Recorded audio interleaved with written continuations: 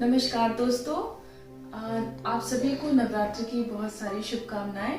आज नवरात्र का दूसरा दिन है और आप सभी जैसा कि जानते हैं कि नवरात्र 9 दिन का त्यौहार अभी शुरू हो गया है।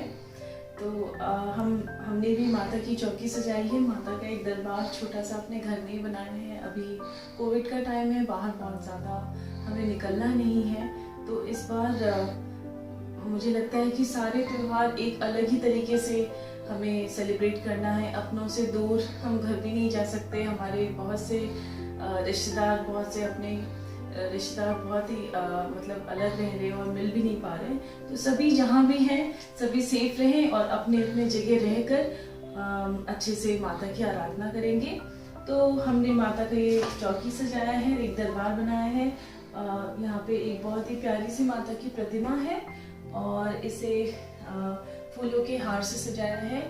माता को तो वैसे हम गुड़हल के माले से इनका वो करते हैं, माता को गुड़हल का फूल ही चढ़ाते हैं, पर अभी मिल नहीं रहा है तो हमने ये लगा दिया है।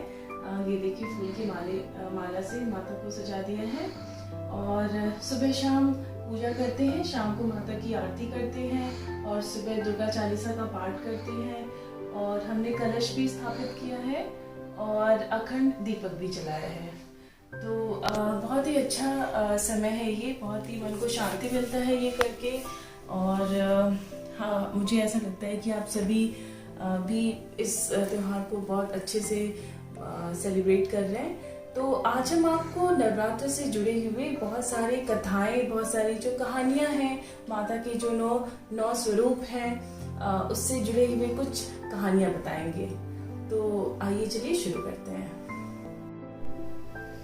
आइए हम माता का दर्शन आपको बहुत पास से करा देते हैं। तो ये माता का स्वरूप है जिसमें माता के पैर के नीचे जो राक्षस है, जो डेमन है, उसका वध करते हुए माता दिख रही है। माता की सवारी है, सिंह की सवारी है। तो ये बहुत सुंदर सी प्रतिमा है। ये मेरे ख्याल से कैलकाटा से बन कर आया है, क्योंकि ये जिस पेपर में लपेटा हुआ था उसमें बंगाली में कुछ लिखा हुआ था। तो ये मेरे हस्बैंड ने ऑनलाइन अमेज़न से ऑर्डर किया है और मुझे बहुत ही अच्छा आइडिया लगा। हर साल हम लोग एक माता की नई प्रतिमा ही घर में ले आते हैं, तो हर साल की तरह इस बार भी ले आए हैं और माता की चौकी हमने बनाई है। तो ये है माता का दर्शन। नमस्कार साथियों, अभी आपने माता के स्वरूप का दर्शन किया और जैसा कि आप देख रहे हैं कि माता ने महिषासुर का संहार कर रही हैं इस मूर्ति में। तो हम आपको आज माता के महिषासुर मर्दिनी स्वरूप का ही वर्णन बताएंगे। बहुत समय पहले की बात है, सतयुग का समय था और सतयुग में एक राक्षस हुआ महिषासुर नाम का। महिषासुर इसलिए कहते थे उसे कि महिषा का मतलब होता है, महिष का होता है भैंसा।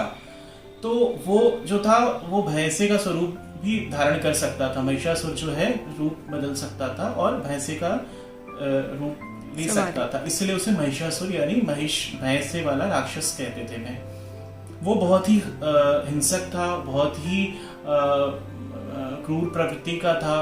उसने पृथ्वी पे पूरे जो है लोगों को परेशान कर रखा था, देवताओं को परेशान किया था, ऋषि मुनियों पे सब पे अत्याचार करता था और जो भी अच्छे कर्म करता था, पुण्य के काम करता था, पूजा पाठ, अच्छे सात्विक प्रवृत्ति के लोग थे, उन पे अत्याचार करता था, उन्हें मारता था और उन्हें नहीं चाहता था कि कोई भी अच्छे धर्म के कार्यों में लगा रहे, जिसकी वजह से देवता लोग, ऋषि मुनि सारे लोग बहुत परेशान हुए और अपनी इस समस्या को लेकर त्रिदेव यानी श्री भगवान विष्णु, शंकर जी और ब्रह्मा जी के पास गए कि त्राहिमाम करते हुए कि आप लोग हमें इस समस्या से कैसे निजात मिले।